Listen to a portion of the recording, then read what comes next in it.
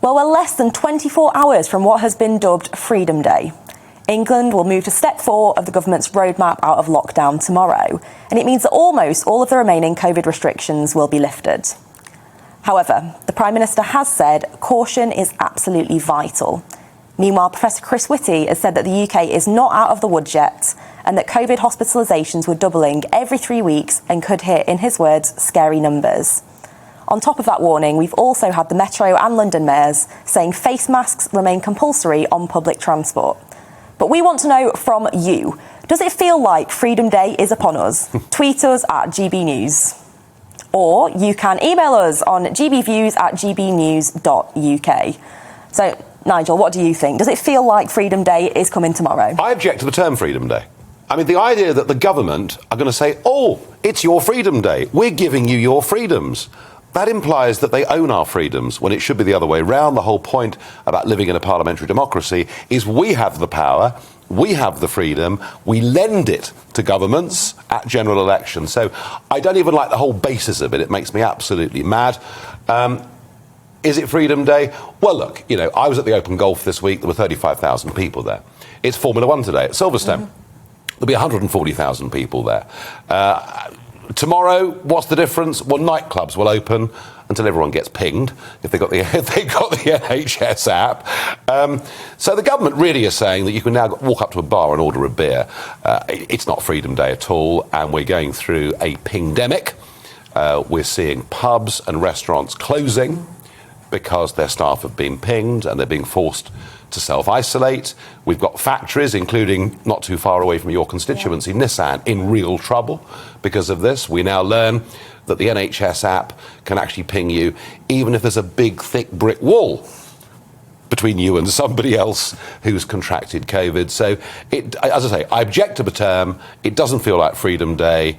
And I have to say, there are 500,000 people in France as we speak who've suddenly learned that even if they've been double jabbed, that when they come back to the United Kingdom, they're going to have to self-isolate. It certainly isn't Freedom Day for those 500,000 people. And I have to say, I think we'll be back in lockdown by September. And I just wish Boris Johnson wouldn't make a whole series of promises that have never been delivered upon. So, no, I'm frustrated. And, add to that the overnight news that the Health Secretary, Sajid Javid, has tested positive for coronavirus. He was in extended meetings with the Chancellor, the Prime Minister last week.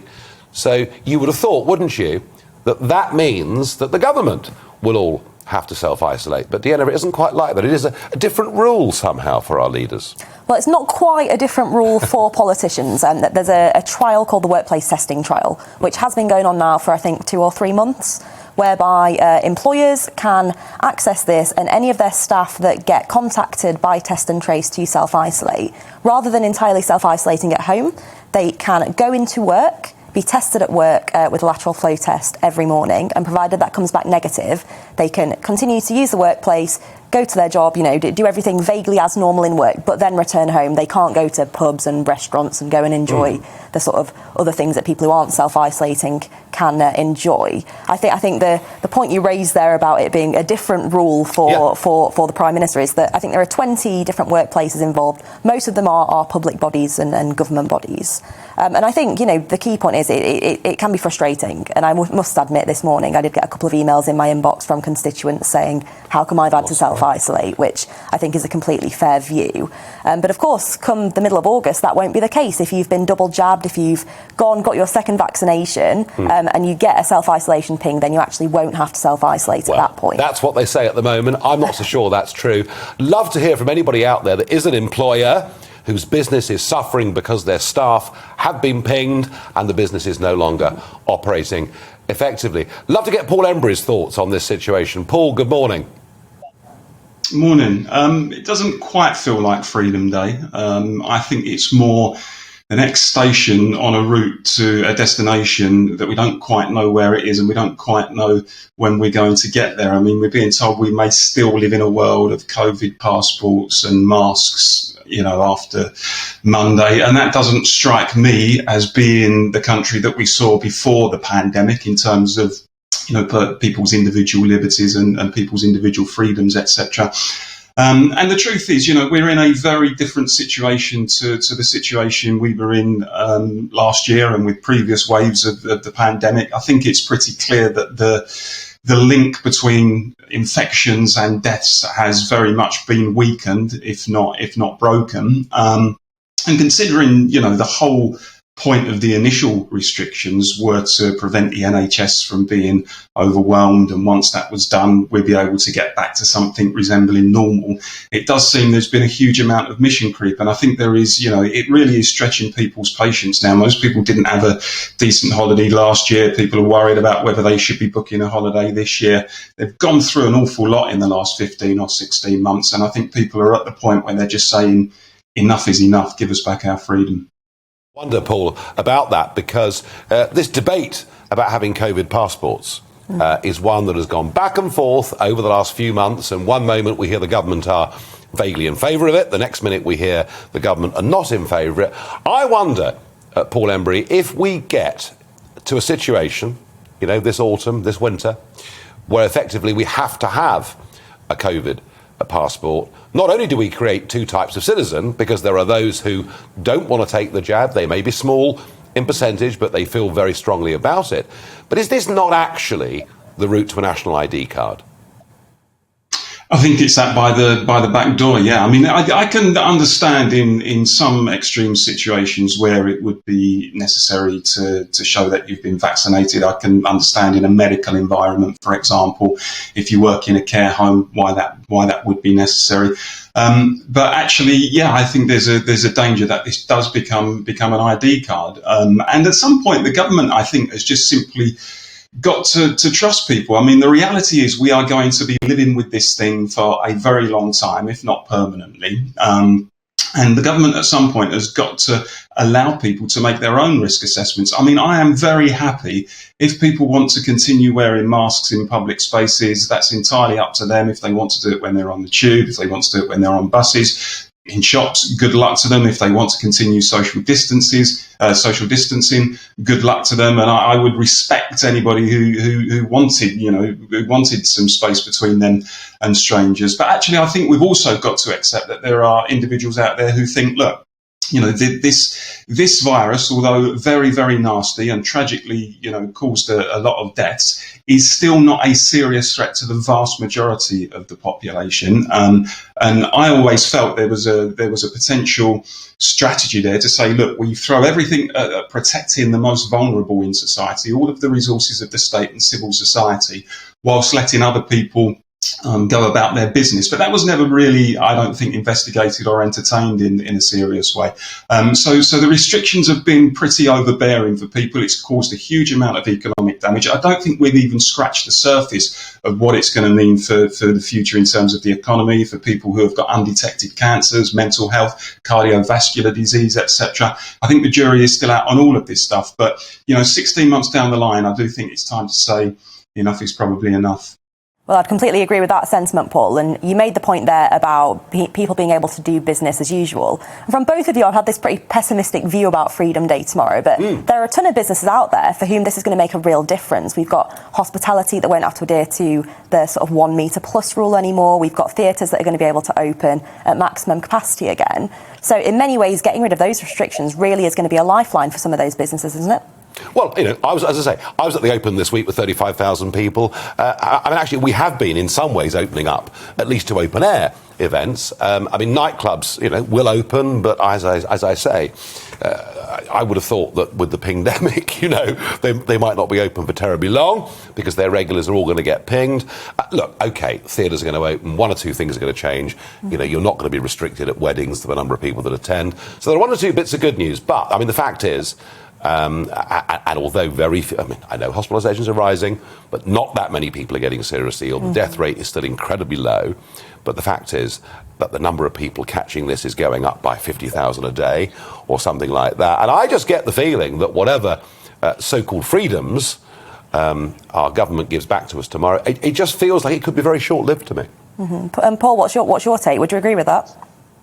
Yeah, largely. I think there is a danger. I mean, let's not forget when Boris Johnson spelled out this roadmap. I mean, the idea was that the fourth step, I think it was intended to be irreversible. And we'll make sure that we've contained the virus as much as we can, and then we'll give people back their freedoms, and then that will be it effectively. I sense that he's rode back actually on some of that stuff over recent days.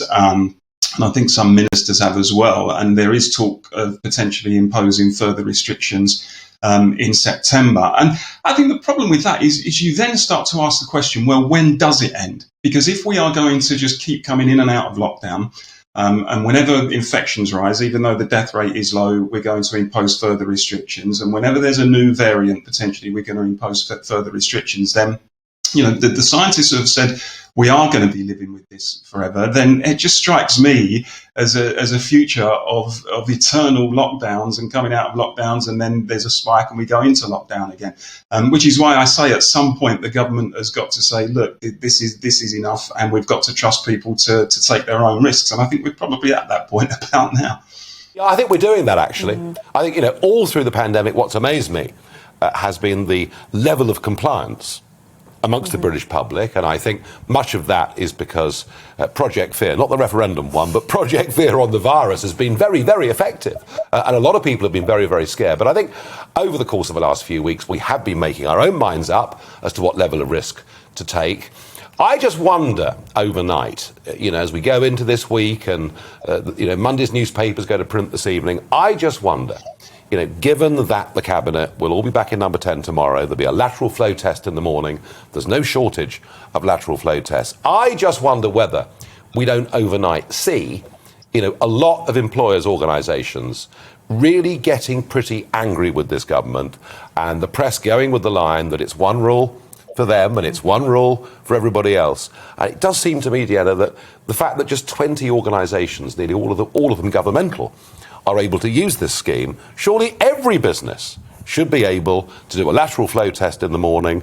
I think it takes 8 to 10 minutes to get the result. And I really hope, I'm actually urging any of you out there that are employers, I'm urging you to get onto your MPs, to email the government and to say, surely, if it's available to those that work for government agencies or in government, it should be available to every business in the country. That's how I feel about it. Would you back that idea? To an extent, I would. I mean, to start off with, it began as a trial event. As I say, this was a couple of weeks ago to a couple of months ago.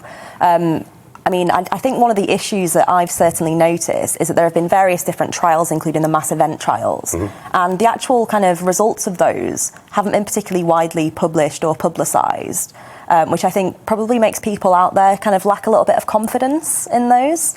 What I'd hoped when this workplace testing trial first started was that it'd start with a small number of organisations and then would be rolled out on a wider basis. Now, logistically, I wonder if the reason that isn't being done is because we've made the wider announcement that in just, 4 or 5 weeks, we are going to be allowing anyone who's been double jabbed not to have to self-isolate. Maybe. So perhaps that's why, if I may reduce a little bit of your cynicism there, Nigel. But I'm cynical, Dehenna. I'm cynical because Michael Gove went to Portugal on holiday and was allowed to come straight back to work because he was having this scheme and being tested with a lateral flow test in the office. And it really does look like it's one rule for them, one rule for the rest of the country. It really does. Paul, do you agree with that?